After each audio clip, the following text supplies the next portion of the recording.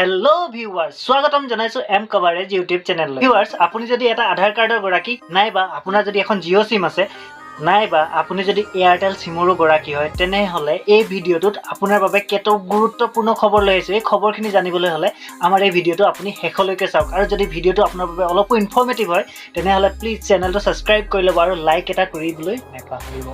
তেনেহলে বলক প্ৰথমতে আমি আধাৰ কাৰ্ডৰ বিষয়ে কি ইম্পৰ্টেন্ট খবৰ আহিছে জানি লওঁ।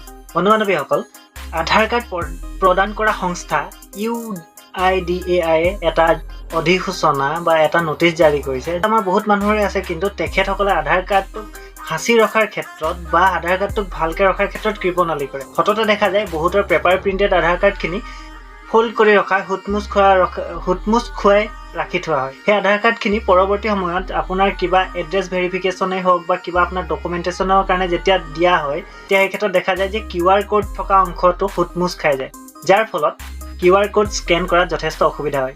UIDAI ৰ অনুসৰি এতিয়া কৈছে যে আপুনি আধাৰ কাৰ্ডখন ফোল্ড কৰিব নোৱাৰিব বা আধাৰ কাৰ্ডখন লেতেৰা কৰিব নোৱাৰিব, কিয়নো আধাৰ কাৰ্ডৰ সত্যতা নিৰূপণৰ বাবে আধাৰ কাৰ্ডত থকা কিউআৰটো অতিশয় ইম্পৰ্টেণ্ট, কিয়নো সেই কিউআৰটো স্কেন কৰাৰ পিছতহে আপোনাৰ ডিটেইলছখিনি অনলাইন যোগে ভেৰিফাই হ'ব। গতিকে আপোনাৰ আধাৰ কাৰ্ডখন আজিৰ পৰা যদি আপুনি মোৰ দৰে লেতেৰা পেতেৰা কৰি ৰখাৰ অভ্যাস আছে তেনেহ'লে ভালদৰে ৰখাৰ চেষ্টা কৰক, কিয়নো হয় আধাৰ কাৰ্ডখন আপুনি 5 মিনিট নালাগে ডাউনলোড কৰি ল'বলৈ, কিন্তু আপোনাৰ কিবা এটা কাম অতি সোনকালে কৰিবলৈ গৈ আছে তেনে ক্ষেত্ৰত যেতিয়া আপোনাৰ আধাৰ কাৰ্ডখন বেয়া হৈ থাকিব তেতিয়া আপুনি কেতিয়া ডাউনলোড কৰিব যাব নে আপুনি কাৰ্ডটো আপুনি ভেৰিফাই কৰাব। গতিকে তেনে ক্ষেত্ৰত আপুনি অসুবিধাৰ সন্মুখীন হ'ব পাৰে। গতিকে আধাৰ কাৰ্ডখন নিজৰ ভালদৰে ৰাখক, পৰাপক্ষত লেমিনেশ্যন কৰি লওক।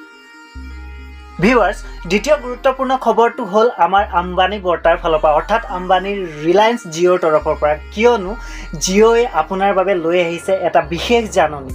কাৰণ ভিউৱাৰ্ছ, সততে দেখা পোৱা যায় যে কেতবোৰ ফ্ৰড কল চেণ্টাৰৰ পৰা এটা কল আহে যে আপোনাৰ ফোনটো আপোনাৰ চিম কাৰ্ডখন আমি আপগ্ৰেড কৰি দিম, আপোনাৰ চিম কাৰ্ডখনলৈ এটা OTP যাব, যাৰ ফলত আপোনাৰ 4G চিম কাৰ্ডখন 5G লৈ কনভাৰ্ট হৈ যাব। কিন্তু এইটো এটা মহা ঠগ বা প্ৰবঞ্চকৰ কল হ'ব পাৰে, কিয়নো ভিউৱাৰ্ছ জিঅ'ই তেখেতসকলৰ অফিচিয়েল ফেচবুক পেজ আৰু টুইটাৰ হেণ্ডেলত স্পষ্টভাৱে উল্লেখ কৰি দিছে যে তেখেতসকলৰ চিমখন অলৰেডি 5G এনাবল হয়, অলৰেডি 5G চিম আপোনাৰ ফোনত লাগি আছে। আপুনি সেই চিম কাৰ্ডখন সলনি বা এক্সচেঞ্জ কৰাৰ কোনো প্ৰয়োজন নাই, কিয়নো চিম কাৰ্ডখনত অলৰেডি যিহেতু 5G আছে আপুনি জিঅ'ৰ ৰিটেইলাৰ শ্বপলৈও যাবলৈ কোনো দৰকাৰ নাই। গতিকে আপুনি সেইবোৰ বিষয়ে চিন্তা কৰিব নালাগে। আৰু যদি কোনোবা এটা ফ্ৰড কলে যদি আপোনাক কল কৰি কয় যে আপোনাৰ চিম কাৰ্ডখন আপগ্ৰেড কৰি দিম, আপুনি OTPটো আমাক দিয়ক, তেতিয়া আপুনি এটা কাম কৰিব, এটা বহুত ধুনীয়া হিন্দী গালি এটা শিকি ল'ব আৰু ধুনীয়াকৈ আপোনাৰ মন খুলি যোৱাকৈ সেই গালিটো দি দিব, কিয়নো ফ্ৰড হৈ আপোনাৰ বেংকৰ একাউণ্টৰ পৰা টকাখিনি কাট খাই যোৱাৰ পিছত গালি দিটো কোনো লাভ নাই। গতিকে আগতেই গালিটো দি মন পাতলাই লওক। ভিউৱাৰ্ছ, আমি যিহেতু আমাৰ এই ভিডিঅ'ত জিঅ'ৰ কথা আলোচনা কৰিলোঁ, জিঅ'ৰ কম্পিটিটৰ তথা এয়াৰটেল, যিয়ে আমাক আগতে 2GB ডাটা 198ত বিকি পিনি লুটি থৈছে, তাৰ কথা যদি আমি আলোচনা নকৰোঁ তো বহুত ডাঙৰ নাইনচাফি কৰা হ'ব। গতিকে ভিউৱাৰ্ছ, ইয়াতে আমি অন এ চিৰিয়াছ নোট এটা কথা ক'বলৈ আগবাঢ়িছোঁ যে এয়াৰটেলে এটা অতিশয় সস্তীয়া প্লেন লৈ আহিছে, যিটো প্লেন বহুত দিনৰ পৰাই চলি আছে, তথাপিও আমাৰ এই ভিডিঅ'ত ইনক্লুড কৰাটো ভাল হ'ব বুলি মই ভাবিলোঁ। গতিকে প্লেনটো হৈছে 179 ৰুপিজত 2GB হাই স্পীড ডাটা এয়াৰটেলে তেখেতসকলৰ কাষ্টমাৰসকলক দিবলৈ আগবাঢ়িছে, আৰু লগতে 100 SMS আৰু ফ্ৰী কলিংটো আছেই।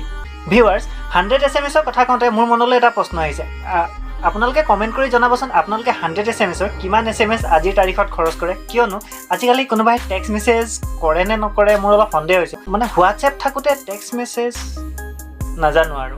গতিকে ভিউৱাৰ্ছ, আপোনালোকে আমাৰ এই ভিডিঅ'টো চাই কেনেকুৱা পালে জনাব, আৰু যদি ভিডিঅ'টো ভাল পাইছে তেনেহ'লে চেনেলটো ছাবস্ক্ৰাইব কৰি অকণমান শ্বেয়াৰ কৰি মৰম দিব বুলি আশা ৰাখিলোঁ।